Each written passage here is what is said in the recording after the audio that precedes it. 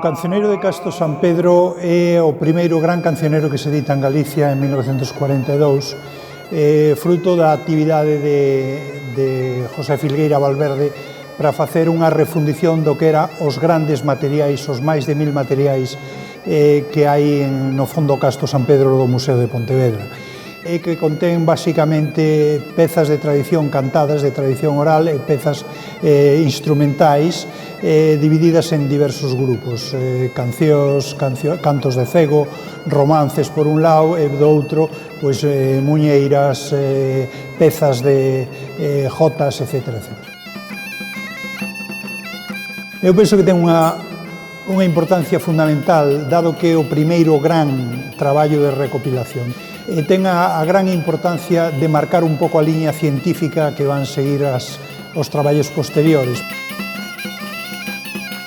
As anotacións que se atopan nas fichas atópanse moitas variantes, as que se recollen directamente, como se traslada unha fonética, como se traslada por escrito. De feito, Sai d'Armesto preparaba con San Pedro un dicionario de léxico coas variantes da parte romancesca, pero a morte de Sai d'Armesto en 1914 evita ou imposibilita que se fixera esa edición, que eu penso que sería interesantísima. Pois eu empezaría, digamos, se tuvera que atacar directamente os estudios da lingua, empezaría cos romances, porque, digamos, a colaboración na recolleita de romances son riquísimos porque son moi antigos e son quizá os que presenten as millores posibilidades para unha iniciación ao estudio da lingua neste cancioneiro.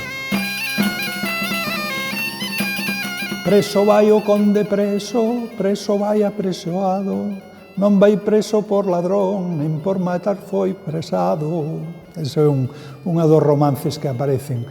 Moitísimas pezas e cancións que se recollen na discografía hoxe en día, de Milladoiro, de Susana Seivane, de Carlos Núñez, etc., que tamén aparecen aquí.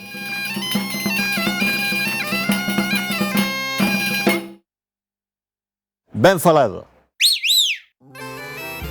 Os homes que van coller peixe ao mar son os mariñeiros. Animais de 4 patas nos que podemos montar. Cabalos. Vos como sabes? Castro San Pedro gardou as melodías que se cantaban e que se danzaban en Galicia no século XIX. Hoxe, Aires de Pontevedra é unha melodía que coñecen e interpretan galeses, escoceses, bretóns e irlandeses. Pero non só gardou as melodías, tamén gardou as letras. Por exemplo, esta cantiga do Maio de Pontevedra. Velei ben o Maio por detrás de San Francisco, velei ben o Maio cargadiño de trovisco. As cantigas populares gardan tesouros da lingua, porque miren, velo aí vai, velo aí ben é algo que nos decimos cando aparece ou cando pasa unha persoa da que estamos a falar. É unha estrutura exclusiva da nosa lingua, velo aí vai, velo aí ben. Non terá vostede algunha cantiga anotada na súa casa? Pois se o ten e é anterior a 1900, ten un tesouro, chámenos, fale connosco que temos un premio reservado. Abur.